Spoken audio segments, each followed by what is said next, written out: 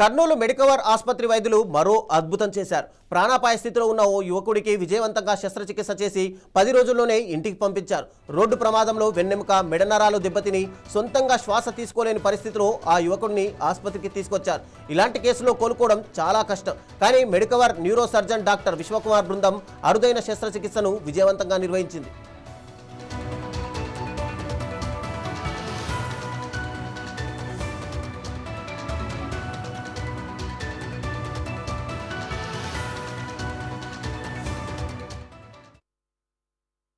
One of the rarest thing in medical ఇట్లా ఒక miracle లాగా జరిగింది అన్నట్టు. సో ఈ పిల్లోడు ఏమంటే ఒక 10 days ముందే అప్పుడు యాక్సిడెంట్ అయింది. యాక్సిడెంట్ అయినప్పుడు ఏమైందంటే మెడ దగ్గర స్పైన్ అంటారు కదా, మెడ దాని బోన్ ఇరిగిపోయి స్పైనల్ కార్డ్ అనేది దెబ్బ తగిలింది. సో స్పైనల్ కార్డ్ ఇంజురీస్కి ఎంత డ్యామేజ్ అయినప్పుడు ఏమవుతుందంటే చేతుల కాలు పడిపోతుంది. అండ్ మెడ దగ్గర ఇంజురీ అయితే ఏమవుతుంది, ఊపిరి పీల్చుకోవడం కూడా ఆగిపోతుంది. సో పేషెంట్కి ఈవినింగ్ యాక్సిడెంట్ అయింది, దాన్ని బట్టి ఇమీడియట్గా హాస్పిటల్కి వచ్చారు. సో వచ్చిన తర్వాత మనం ఇమీడియట్గా స్కానింగ్ చేసి ఇవాల్యుయేట్ చేసి ఆపరేషన్ని తీసుకున్నాం in the mid night.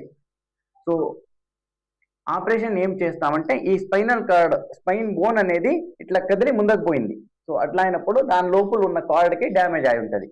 So card damage మనకేం చేయలేము, కానీ అట్లీస్ట్ ఆ బోన్ని మనం ఎంత ఫాస్ట్గా తీసుకువచ్చేసి నార్మల్ పొజిషన్గా పెడతామో ఈ స్పైనల్ కార్డ్ రికవరీ అనేది అంత ఫాస్ట్గా అవుతుంది.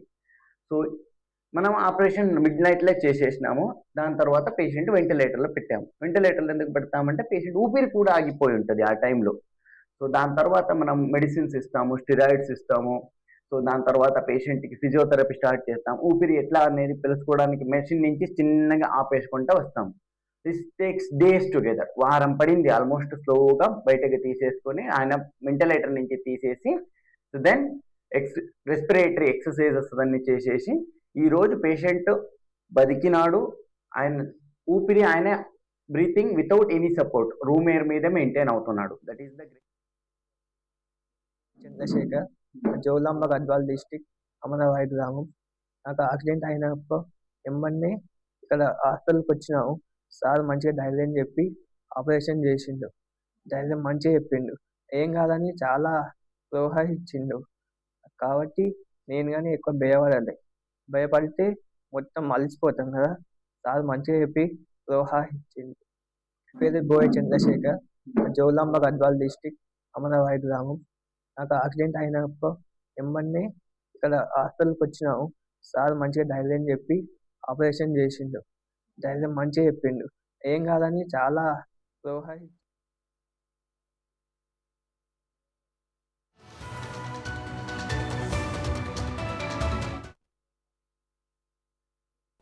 తెలంగాణ రాష్ట్రం జోగులాంబ గద్వాల జిల్లా అమరవాయి గ్రామానికి చెందిన బోయ చంద్రశేఖర్కు జూన్ 5వ తేదీన ప్రమాదం జరిగింది.